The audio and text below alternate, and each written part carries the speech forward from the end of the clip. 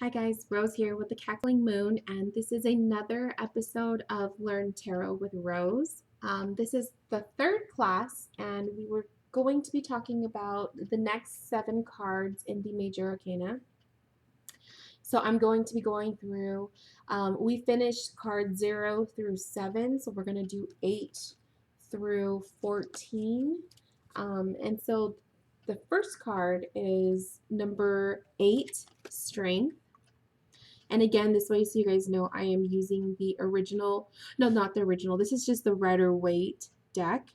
So, Strength is a card typically about bravery, and it's about utilizing the inner strength that you have. It's bringing out the strength that you have that you may not know that you have at that time. A lot of times the strength card comes out for clients in readings when they need to be paying more attention to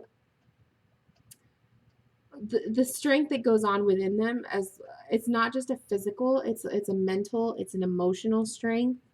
um it's also, a lot of people will question, is the woman in the picture, is she is she braving the lion, or is the lion, pretty much um submitting to her? Is he laughing? He kind of looks like he's laughing in the photo. It doesn't really look like he's being aggressive. It also appears that she has that calm nature. She's not afraid. So strength is a lot of different things. A lot of different things. A lot of people will think of the strength card as physical strength, but it's not. It's also emotional. It's spiritual. It's physical. Physical, emotional, spiritual, and mental. So a lot of times when the strength card comes up in readings, I like to see what is the general energy of the reading with that client, so that I can kind of figure out what is the message that it's really that this card is trying to portray. Now, if the card came up in reversed, this would signify to me that the client needs to pay attention to their lack of strength, lack of self confidence, lack of willpower, um, laziness, or it can also be a challenge that the client has. It could be being too prideful, too aggressive. It just really depends on the energy that you get from that person that you're reading for. It also has to do with the nature of the question. So anytime that the strength card comes up, don't just jump to conclusions that it is a physical strength that we're talking about here. It can definitely be another nature of spiritual, or emotional, or mental. Now we have number 9. This is the Hermit. So the Hermit is definitely a card of self-evaluation, self-exploration. I do think about this as the contemplative card. So if it comes up for a client, it can signify that the need for that client to really focus on themselves, to kind of ask themselves, where are they at right now?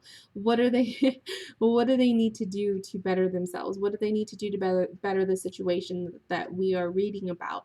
I also see this as, self-exploration, learning about yourself, spending time with yourself, self-love, also. And then the Hermit can also signify just flat out, a lonely person, or the need to be alone.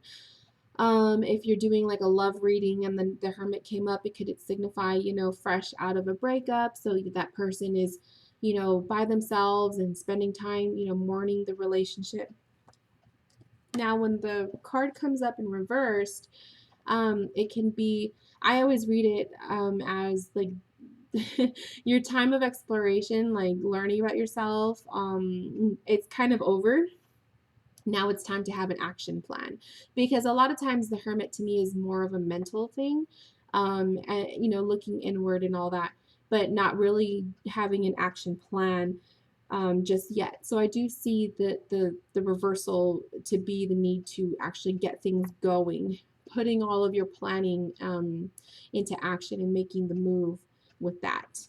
um, the Hermit in reverse can also signify, the ending of being single.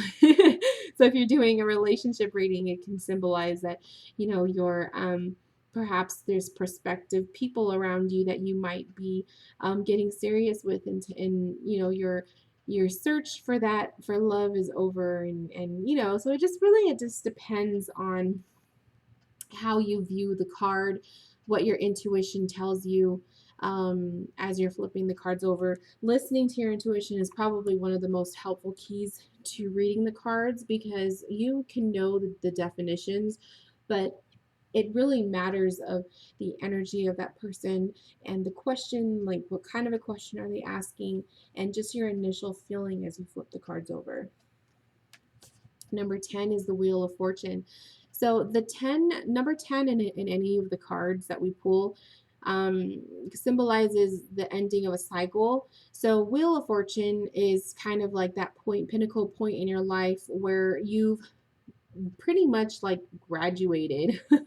If you think of it as, graduating from high school, and you're ready to step out into a whole new chapter. I always view the Wheel of Fortune as that, just symbolizing like the ending of one chapter and the beginning of another.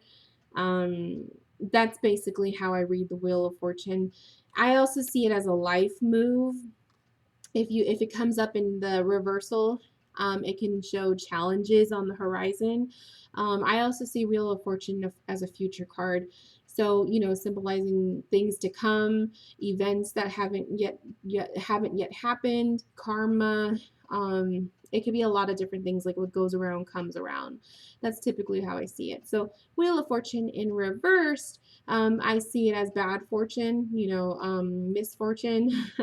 The bearer of bad news or some bad luck, in um, just that's just the way I usually view it, as like a bad luck card. I usually view the Wheel of Fortune upright as a good luck card. So it's typically a positive card to receive, especially if you're doing a future reading. Number 11 is Justice. So the Justice card can symbolize different things. So it can symbolize the type of work that somebody is doing. So it could be like I think we said before with another card, working in law or law enforcement. It could be a leader of some type. It could explain the personality of that person, where the Justice card is, always seeking fairness and equality. And then also the Justice. I've read the Justice card in some client readings as that person seeking self-worth. A lot of times people are hard and they are the worst judges on themselves. So I see the Justice card as kind of like being fair to yourself, seeking what's right for you. I also see the Justice card can come up for readings about legal matters. I know not a lot of people like to read those types of readings, but if it comes up, it can portray a legal matter, or somebody who just got out of jail, like typical things like that. If you read it kind of blunt. The reversal of the Judge or Justice card is not seeing, how do I explain it, like unfairness, not getting your way in a type of a way, or things not being fair, not being right, not being mistreated, misunderstood, being taken advantage of. That's what I was looking for. A lot of times, a lot of the things that you do in life, you might feel like you're being taken advantage of, and people are just taking you for granted. That's another way you can read the Justice card in reversed. But like I said, what's going to be helpful is paying attention to your intuition as you flip the cards over, because that card can literally, you can read it so many different ways, just like all the rest of the cards. These are just basic definitions. The Hangman. So this is number 11. Or I'm sorry, number 12, the Hanged Man. So Hangman, again, is one of those cards that can portray so many different things.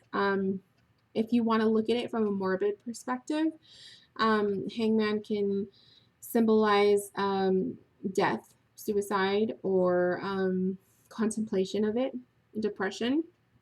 It can also symbolize somebody who doesn't know where to go, like they're at a crossroads in their life, to be confused, to kind of be lazy and stagnant in your life. Like you're not really going anywhere. You're just kind of hanging there, hanging around, going with the flow. Kind of, I can also see it as, you know, his hands behind his back. So your hands are tied behind your back. You don't know what to do in the situation. It could be that. If you do it in reverse, it's a whole different picture. The hangman actually looks like he's dancing and not even hanging from the tree. So the reversal of this card tends to be a little bit more positive.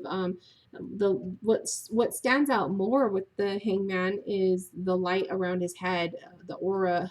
I always symbolize that as an idea, being inspired, being motivated, finally knowing what to do, finding your purpose. Those are the ways I usually read the hangman in reversed. I usually read him as a quite positive card in reversed. So he's just one of those cards where upright, he's more of a negative, and then reversals, he's more of a positive. Then we have number 13, which is the death card, which is one of my favorites in the deck. And the death card symbolizes change, ending of a cycle, the death or the ending of one piece of your life to open another door for another experience. So I always say in readings, the closing of one door and the opening of another. The death card doesn't have to always literally mean death, but it can.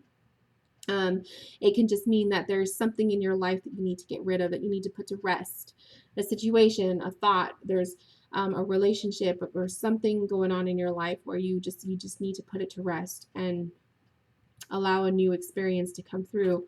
Typically is the way I see the death card. Now in reversed, I always read the reversal of death as not really, you're not going anywhere. Failure to allow change to happen in your life. Somebody who is blocked and closed in, who is not allowing change to happen in their life. That's how I generally will read the death card in reverse. The death card in reverse can also portray someone who's very sick, who may be on their way to passing, but it really, I don't like to predict that kind of stuff in readings, but I'm just putting it out there that, you know, those are possibilities. Those are things that come to mind. If it comes to mind in your reading, and you intuitively tap into that, you could definitely, you know, predict something like that. But I leave that solely up to each individual reader. Everyone is different. And then the last card we're going to talk about is the number 14, which is Temperance. And Temperance is a really cool card because she's an angel. Or he, she. I mean, I guess you can't really, you know, put a sex to angels. They can be both. They are both. But Temperance is a calming card. It's a card of balance, a card of just peace and seeking peace or being in peace, being balanced, not being quick to make a decision. It's kind of like the calm before the storm when you think about it. I mean, we just flipped the death card over, and then the next one is Temperance. It's kind of like a calm time. And then if you guys know that the next couple cards that are in the deck, they are quite dark cards. So I kind of like how they throw the Temperance in there. She's just kind of giving you the energy of, you know, being calm and balanced. I also see this card as a meditative card. So if those people who like to meditate, I usually bring that up in readings if this card comes up. And then also the fact that it's an angel. So I usually tap into the spiritual aspect of the reading too, just stating, you know, listening to your spiritual side of everything, you know, where you're at in prayer and bringing that into your whole experience. Just depends on the question. In reversed, this could definitely mean not being balanced, not being one with yourself, to be discomfort, like to have discomfort, to be uncomfortable in a situation. to not have everything together. So you're just kind of chaotic. Anxiety, it can mean stress.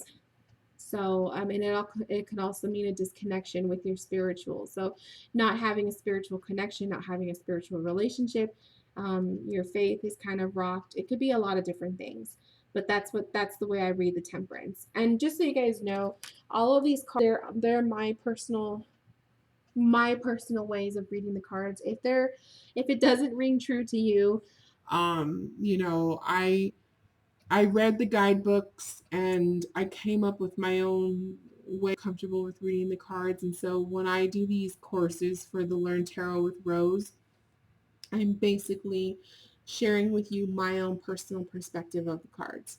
So I'm not saying that the ways that I just explained right now are not the only way to read it. Definitely not. There's so many different ways you can read the cards, but these are my personal ways. And so that's how I'm sharing it with you guys. That concludes the third class for this tarot, Learn Tarot with Rose. Thank you guys for watching. And the next one, hopefully, will be next week. And we will be discussing the last few cards in the majors, starting with our lovely devil card. So get ready, you guys, and I'll see you guys next week. Thanks. Bye bye.